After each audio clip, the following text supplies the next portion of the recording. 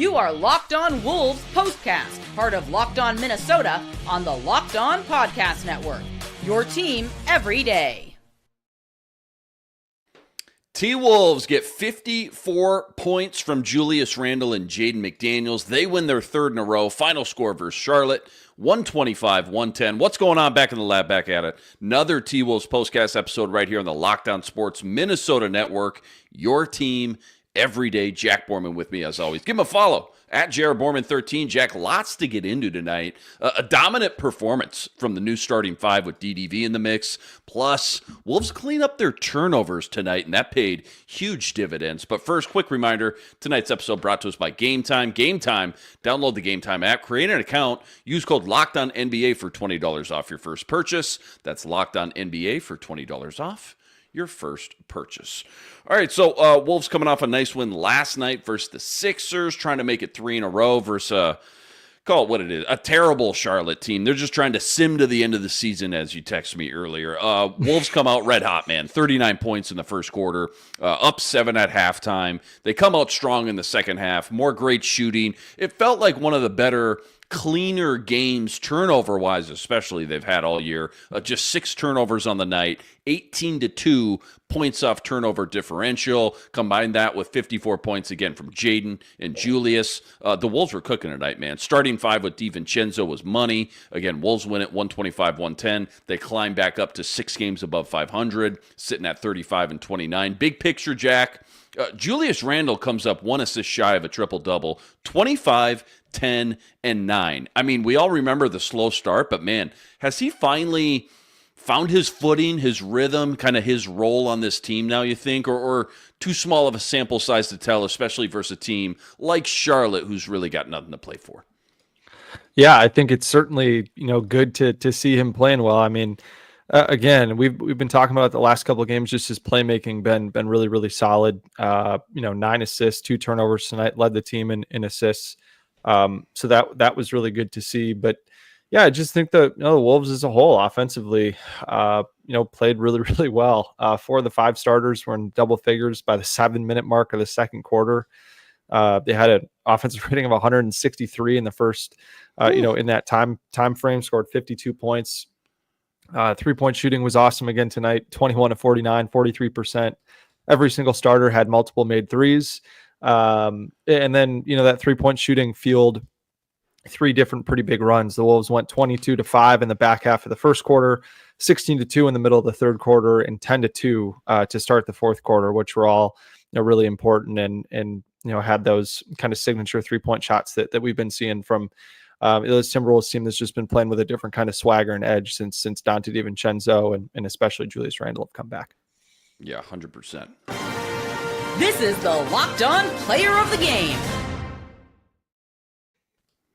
Jack, game MVP, kind of tough one, maybe a coin flip. Interested to hear who you're going to go with, but game MVP tonight for the Wolves. Talk to me late on us. Yeah, I mean, 3 was the magic number tonight for the Wolves. 23 guys with at least 25 points. Jayden had 29 apiece. Randle had 25, and 3 guys had a double-double. Jayden, Julius, and Nas all had double-doubles, which was great to see. But I think for me, it's got to be Julius Randle tonight. Certainly you could point to Jaden McDaniels and everything that he did to get this game off on the right foot. But I just think Julius Randle and what he brought to this team tonight was pretty unique and something that the Timberwolves have certainly needed in the time that he's been out. And I think, Julius Randle has been on an all-NBA team before, multiple-time All-Star. But it's kind of weird to say that he's a really important kind of connector in piece like that in this team rather than just a dominant force. But I think he's just been exactly that for this Timberwolves team. Again, like I said, led the team with 9 assists tonight, and the way that I think he's able to thrive when the game gets into kind of a drive and kick scenario, and it just really I think encourages guys to make quick decisions and play off the catch and draw the defense in and kick the ball out. I mean, the first quarter was just a total drive and kick fest, which was awesome to see. And then for him too, I think that, his physicality inside is so important for this team. Mm-hmm. I think the physicality, that edge, that kind of, willing to score tough buckets and let defenders know about it, certainly important, especially with the way that Anthony Edwards and Naz Reid have been struggling to score at the rim of late. So that's been great. And his activity on the offensive glass has been super important for the Wolves. I think he's had either 5 or 6 putbacks in the last 2 games. And I think he's had 4 or 5 and ones in the last 2 games as well. So I think just kind of the confluence of all those things has been really important for the Wolves. And I think it's taken some pressure off of, really everyone else that's been out there. I think not having to, need 2 or 3 of Ant, Jayden, and Naz to score 20, 25 points in a given game is super important. I think against teams that, really lack a big physical wing or 4 that can guard a guy like Julius Randle, he's really, really good at taking advantage of those mismatches, both as a scorer and as a playmaker. And that's something that, certainly this Timberwolves team needs, especially considering that, Rudy Gobert is not necessarily that guy. And I think Naz Reid wants to be a little bit more perimeter oriented. So it's nice to have that type of presence inside. Yeah, 100%. Good breakdown there. How much did that driving kick game you're talking about, Julius, just making quick decisions, aggressive decisions, help Jaden McDaniels put up 29 points tonight? And also, part 2, you mentioned Rudy Gobert. Any concern at all that, once Rudy comes back, like just things take a little bit longer to mesh together again? What's the thought process there? Yeah, certainly. I think we'll start with your last point there with Rudy. I certainly think that things will change once Rudy comes back, in the sense that I don't think that things can be quite as drive and kick oriented when he's on the floor, just because, when it's a lot different when you have 5 guys that can all put the ball on the deck and can all shoot threes and can all, make passes off the dribble. So that's certainly going to change a little bit offensively. But I do think, some of the things that they're missing defensively right now will come back when Rudy gets in there. And I think that's where, maybe that can somewhat balance itself out. But again, I do think that having DiVincenzo in the mix as a starter once Rudy comes back will be really helpful. I just think you'll still see, good ball movement, more spacing, especially with him, and teams won't be able to trap and blitz Ant quite as effectively up top, because he's that one pass away outlet that we talked about the other night. So yeah, I think that's certainly there, but tonight that drive and kick formula certainly helped Jaden McDaniels get going. I think he's a guy that really likes to play off the catch. And as we've seen, really since he's been asked to do more offensively the last 6-8 weeks or so, he's more than willing to pass up open 3-point shots now and just go to work inside the arc. And that's exactly what Jayden did tonight. He was 5 of 5 shooting at the rim. He was 4 of 5 inside the free throw line and outside the rim. So that 4 to 14 short mid-range area. So inside the free throw line, he was 9 of 10, and then took 2 long mid-range shots, went 1 of 2 on those shots. And then for Jayden, 0 of 4 on above the break threes, normally something that he's been pretty good at this year, but he did shoot 3 of 5 on his corner threes, which is something that teams certainly want, the Timberwolves certainly want him to be able to do, considering that, again, tonight, Mark Williams was guarding Jaden McDaniels to start this game. They kind of followed that Lakers formula of putting a center on Jayden and sagging off of him, trying to invite him to shoot more threes. But again, I think the way that he just is willing to put the ball on the deck and go get to his spots instead of just forcing up those threes is really important. And again, I think that, that might change a little bit once Rudy comes back, but just really, really impressed with the way that he continues to layer in, the way that he's getting to his spots, whether it be, in isolation. I mean, we saw some of his ball handling really shine tonight.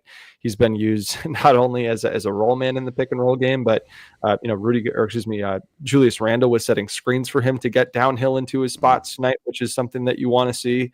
And I just think, too, that when you don't use Jaden McDaniels as the primary on-ball defender, they did not do that tonight. He was not the primary on-ball defender on LaMelo Ball. Which he usually is more nights than not.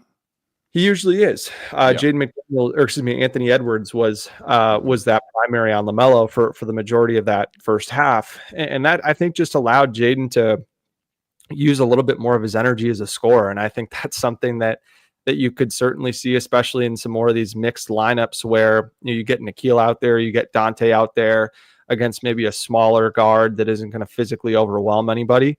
Yeah. And, that could certainly be the case for someone like LaMelo. But yeah, I just think the way more gas left in the tank, you're saying, not holding down that turbo button all game, you're saying.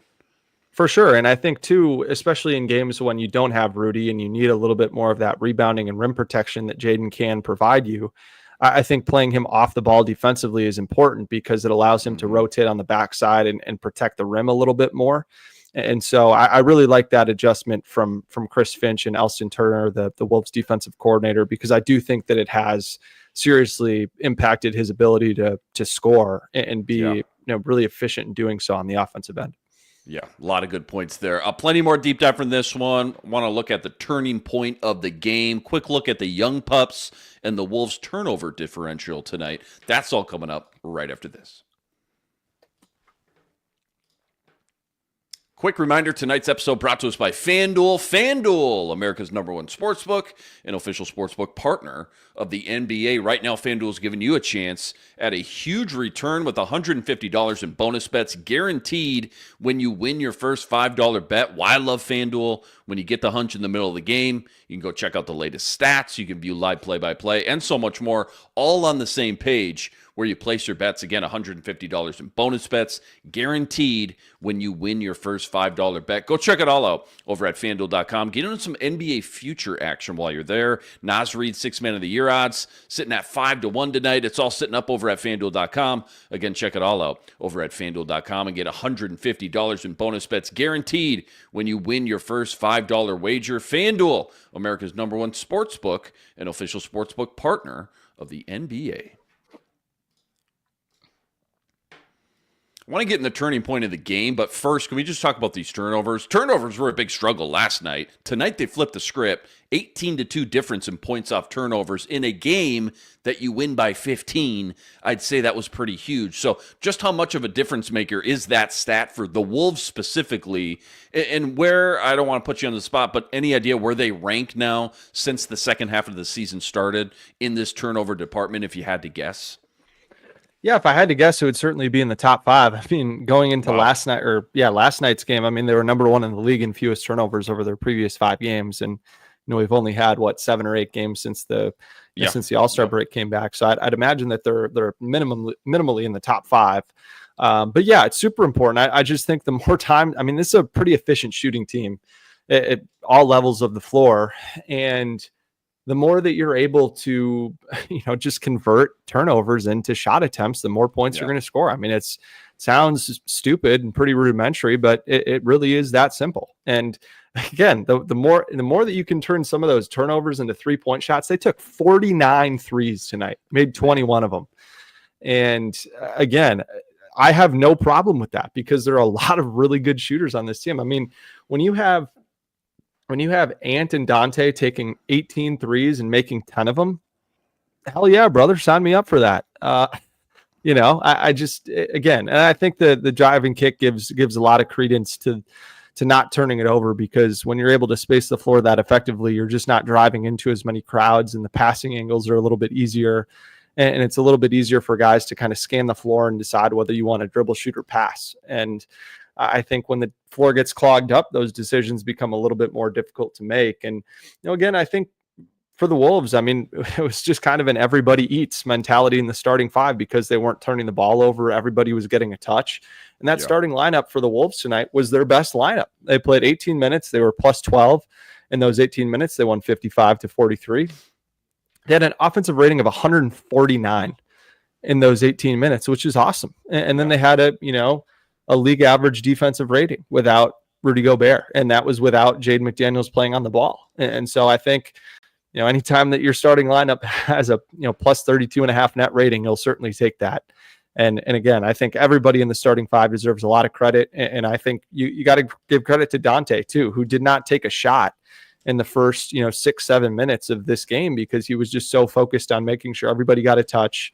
Everybody was kind of playing with that 0.5 mentality, getting downhill, kicking it out, and just playing super unselfish basketball. So it was fun to see, and it's no surprise that kind of brand of basketball led to the Timberwolves dominating in that turnover battle. Time to reveal where the game was won or lost. It's the turning point.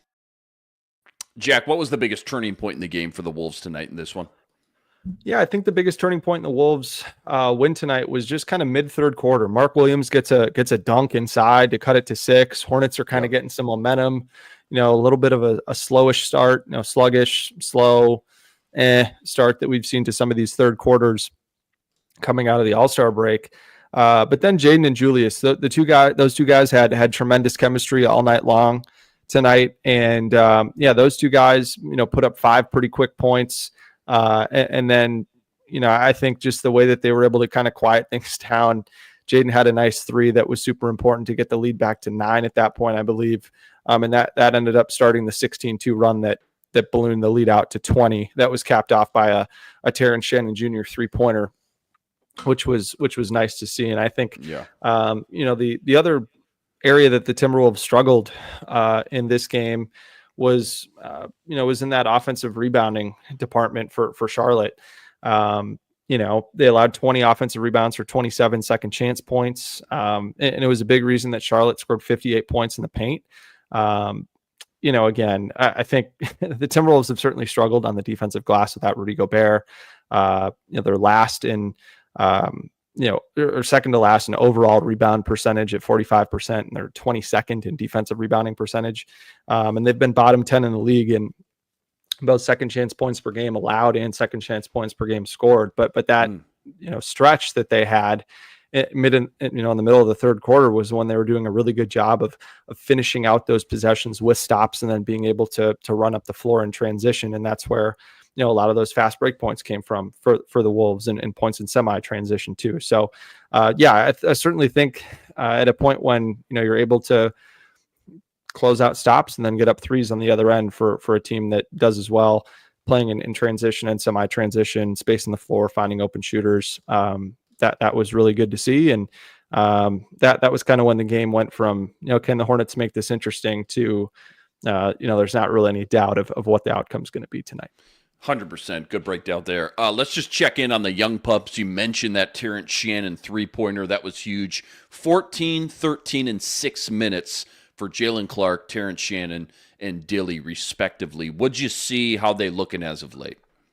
Yeah, I just, TJ just didn't really get many touches out there, was just kind of invisible. I thought, normally TJ really plays pretty loudly and that it's hard to not notice when he's out there. But I think tonight was a case where you just didn't really notice when he was out there. And again, I think, you got to give him some grace in that, his playing time is going to really wax and wane here, depending on who's in, who's out, and whether he's asked to play the 2, the 3, the 4. Is he going to be playing out of the corner? Is he going to be playing in the slot? All of those different types of things and some of the subtle nuances of, when to cut off of Gobert, when to cut off of Randle. Like they're just kind of playing some different styles of basketball based on who's out there on the floor. And so I think for TJ, as a guy that we primarily measure based on his offensive output, just kind of deserves some grace in that department. So again, I'd probably give TJ like a B-, C+, B-. Didn't do anything that was, in my opinion, actively harming them. But between him and Jalen, the fact that those two guys only had 1 rebound in 27 combined minutes, I think, especially for a team that's struggling on the defensive glass right now, you'd certainly like to see them get a little bit more involved. I think TJ's done a really good job rebounding, really since he's kind of been into the rotation. So I don't necessarily think that it's something that I'm concerned about moving forward. It's probably just more of a, one night type of thing. And Jalen Clark was guarding LaMelo for the most part when he was out there. So I guess I understand why he didn't rebound it as well. But yeah, I thought Jalen, had some really good minutes in that second quarter, had a couple of steals. He and Nikhil were both excellent defensively in that quarter and getting some stops that turned into points on the other end of the floor and just kind of helped the Timberwolves, get some momentum that I think they needed to sustain, kind of a nice scoring push from Charlotte in the early part of that second quarter with their 3-point shooting. So, solid game from Jalen. And then, Rob, I was really surprised that Rob did not play in the second half. Rob had he kind of gambled for a ball he thought might have been a loose 50-50 ball that resulted in a Seth Curry 3-pointer. But then after that, he had a really good rep that resulted in a shot clock violation, staying down on Curry with his kind of flurry of fakes that, then resulted in a score on the other end of the floor.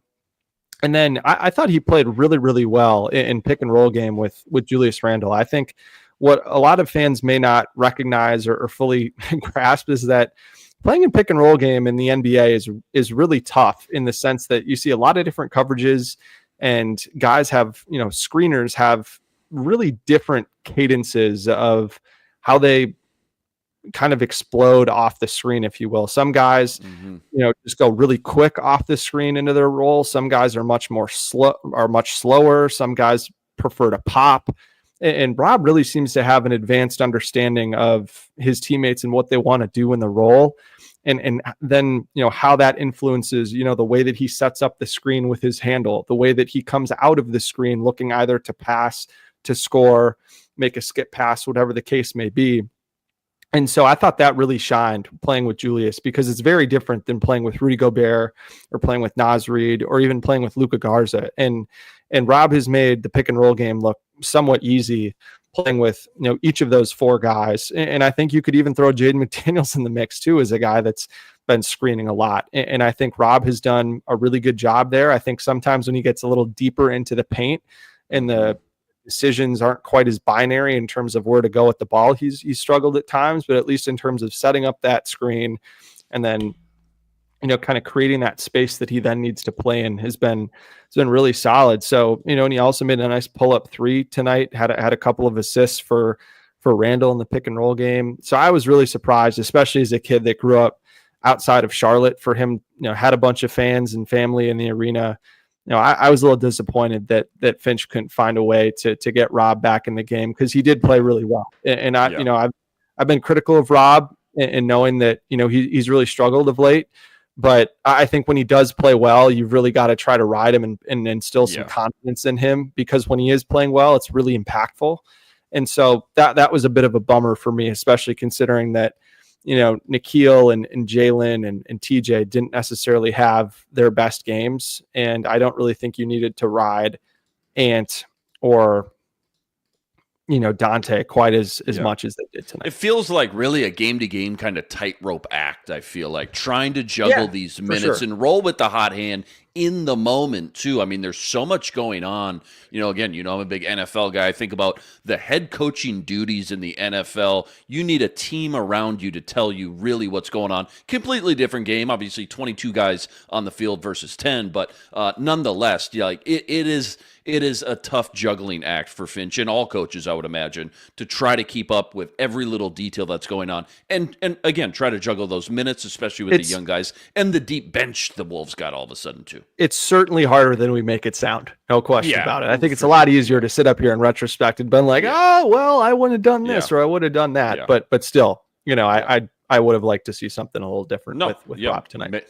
100% makes sense. A couple minutes left. Let's talk about this Miami game. That's Friday night, and then we'll wrap up with what we'll be talking about. That's all coming up right after this.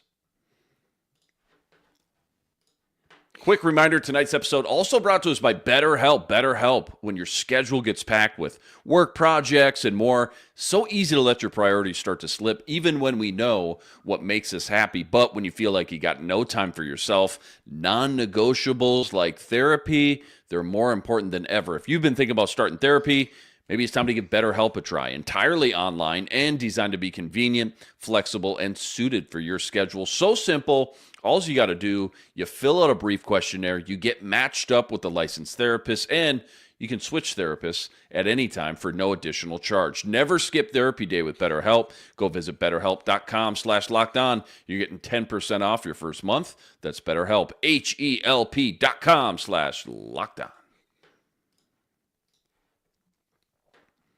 All right, Miami up next Friday night, 29-31 entering the night. Let's see if they lost to Cleveland. Okay, yeah, they did lose to Cleveland. Not by much, but 29-32 now going into Friday night. Who's their studs? Who do you got to contain and worry about? And how do the Wolves match up with this team top to bottom and in hopes to go get their fourth dub in a row? Yeah, for sure. I think this version of the Heat is going to want to try to get up some threes. They didn't have Tyler Hero tonight, and Andrew Wiggins has been, he's missed 4 of their last 5 games with an ankle injury. So it's going to be interesting to see, how they manage the minutes with those two guys. But, and Davion Mitchell, who they got in the trade deadline in that kind of mega deal that sent Jimmy Butler out, has been playing really, really well for them as kind of a super pest, 3-and-D guard that's been playing great for them. So I think, between Davion Mitchell, Tyler Hero, Duncan Robinson, Haywood Highsmith, Wiggins, Rozier, Alec Burks, Kevin Love, all those guys are going to want to get up threes. And I think they're going to have to replace some of the 3-point shooting that, they're losing when, Jaime Jaquez is out of the lineup or Nikola Jovic is out of the lineup. But yeah, I mean, Bam Adebayo has been playing super well for them too. Averaging about 25 points a game over his last 5 games. And Hero was an all-star this season, has been fantastic for them. So, but yeah, I think for Miami, they're just going to be really competitive defensively. They're going to fly around. They're going to be aggressive. They're going to want to switch. They're going to play some zone.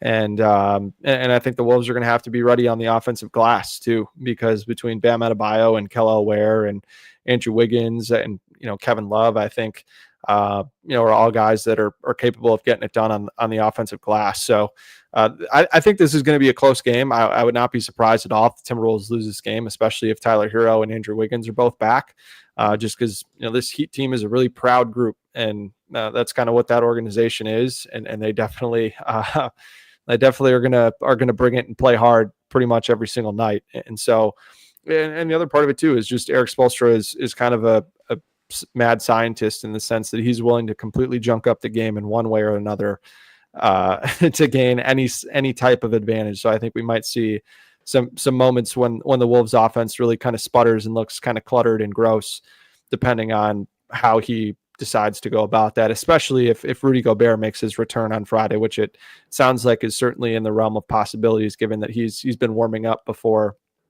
each of the last few games for the Wolves, going through his full pregame workout.